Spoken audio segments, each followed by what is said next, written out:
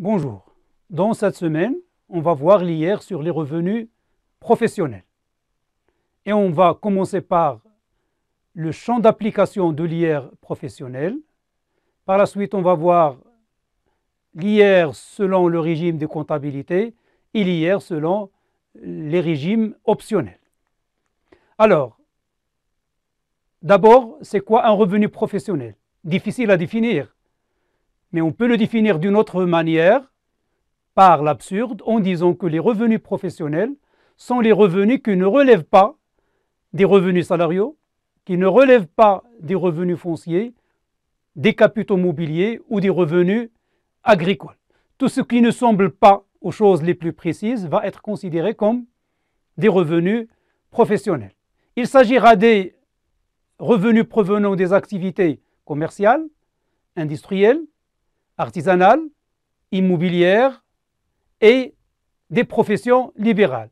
Il s'agira aussi des revenus répétitifs, tels que le revenu d'un journaliste non salarié, les revenus d'un écrivain, d'un artiste, d'un éleveur de chiens ou de chevaux, d'un guide pour touristes. Chaque fois que le revenu est répétitif, il acquiert cette qualité de revenu professionnel et serait imposé sur cette base. Alors, les personnes assujetties aux revenus professionnels, ce sont les personnes physiques et les personnes physiques membres de groupements.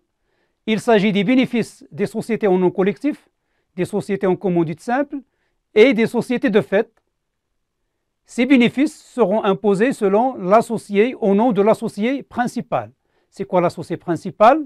En termes simples, c'est l'associé qui a le pourcentage le plus élevé dans l'affaire, ou bien, si les parts sont égales, c'est l'associé le plus notable chez la Direction générale des impôts, parce qu'il est déjà inscrit à la Direction générale des impôts, ou bien parce qu'il a des indices de solvabilité plus notables.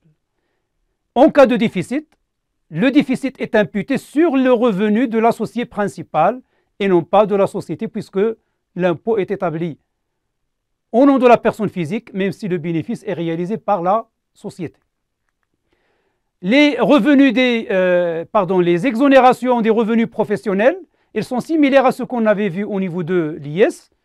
Toutes les exonérations totales suivies d'une imposition au taux réduit, tel qu'un exportateur qui est exonéré pendant 5 ans à 100% et auquel on applique le taux réduit, c'est la même chose au niveau de l'IR. Les impositions permanentes au taux réduit, tel qu'un exportateur de produits miniers, c'est la même chose au niveau de l'IR, même si le taux diffère. Au niveau de l'IS, on avait 17,5%, au niveau de l'IR, on a du taux de 20%. Et les impositions temporaires au taux réduit, telles que les établissements d'enseignement ou de formation professionnelle, on avait vu qu'ils bénéficient d'un taux de 17,5% au niveau de l'IS pendant les 5 premières années. Au niveau de l'IR, on va parler un taux réduit de 20% pendant les 5 premières années. Alors, la détermination du bénéfice imposable. La détermination du bénéfice imposable, on a 3 régimes. On a le régime comptable, qu'on va appeler le régime net réel.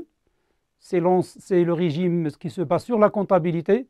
On a le régime comptable, mais à comptabilité simplifiée, qu'on va appeler régime net simplifié, qu'on appelle aussi comptabilité à partie unique et non pas à partie double. Et on a le régime sans comptabilité qu'on appelle le régime forfaitaire. Et dans ces derniers temps, on a eu aussi droit à un régime qui s'appelle le régime de l'auto-entrepreneur. Le critère principal de l'application de ces régimes, c'est la nature de l'activité et le chiffre d'affaires, comme on va voir tout de suite. Alors, comment appliquer les régimes? On a deux grandes catégories d'activités. Les professions commerciales, industrielles et artisanales d'une part, et les prestations de services et professions libérales d'autre part.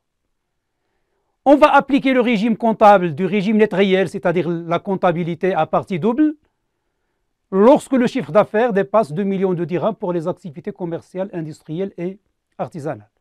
Et on va l'appliquer aux activités de prestation de services aux professions libérales lorsque ce chiffre d'affaires dépasse les 500 000 dirhams. Voilà donc 2 critères. Vous voyez que ça dépend et de la nature de l'activité et du volume du chiffre d'affaires. Si le chiffre d'affaires est faible, on va appliquer plutôt un régime non comptable, dit régime forfaitaire, un régime indiciaire. L'inspecteur va avoir des indices pour taxer le contribuable.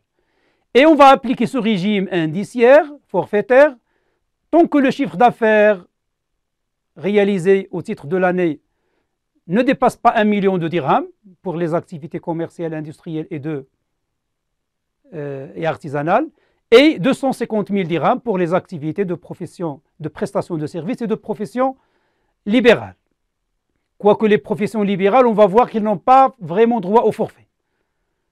Maintenant, si on a un chiffre d'affaires qui n'est pas très élevé, mais qui n'est pas très faible non plus, entre le régime RNR et le régime forfaitaire, eh bien, on va pouvoir appliquer un régime optionnel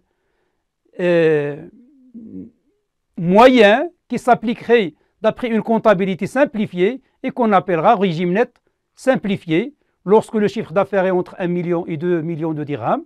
Donc on va faire le RNS, régime simplifié pour les activités commerciales, industrielles et artisanales. Et lorsque le chiffre d'affaires est entre 250 000 et 500 000 dirhams, on va appliquer le RNS pour les activités de prestation de services et les professions libérales. Voilà pour le champ d'application des revenus professionnels. Dans la vidéo suivante, on va voir l'IR, comme on doit l'appliquer aux personnes soumises à l'IR selon le régime net réel.